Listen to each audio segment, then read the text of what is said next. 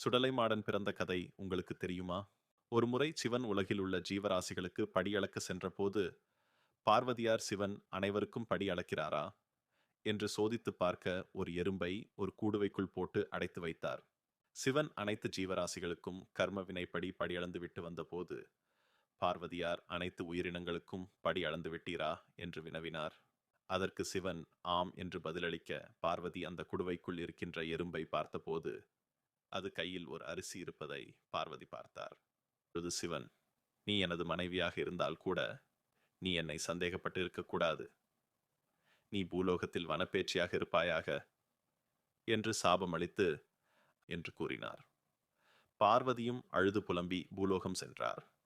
அங்கு வனப்பேச்சியாக தவம் இருந்தார். தவத்தைக் கண்ட சிவன் மகிழ்ந்து பார்வதி முன் தோன்றி, உனக்கு என்ன வேண்டும் என்று கேட்டார். அதற்கு பார்வதி, என் மகனான விநாயகர் மற்றும் முருகன் வயது வந்தவுடன் என்னை விட்டு சென்று விட்டனர். இப்பொழுது எனக்கு குழந்தை இல்லை, எனக்கு ஒரு குழந்தை வேண்டும் என்று கேட்டார். அதற்கு சிவன் அங்கு எரிந்து கொண்டிருந்த பிணத்திடம் மடிய ஏந்தி நில் என்றார். பார்வதியும் செய்ய சுடலை முத்துக்கள் அவரது மடியில் விழுந்தது. அது ஒரு பிண்டமாக வந்தது.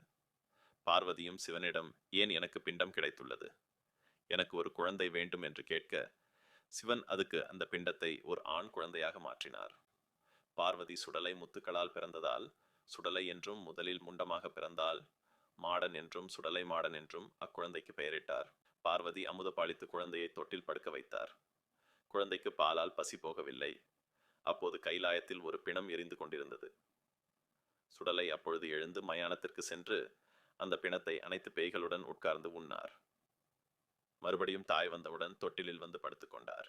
பார்வதி சுடலையை தூக்கும் போது மயான வாடை அடித்ததால் சிவனிடம் கூறிய போது, சுத்த சைவமான கைலாயத்தில் சாம்பலை சாப்பிட்டதால் நீ பூலோகத்திற்கு செல்ல வேண்டும் என்று சிவன் சுடலையிடம் கூறினார்.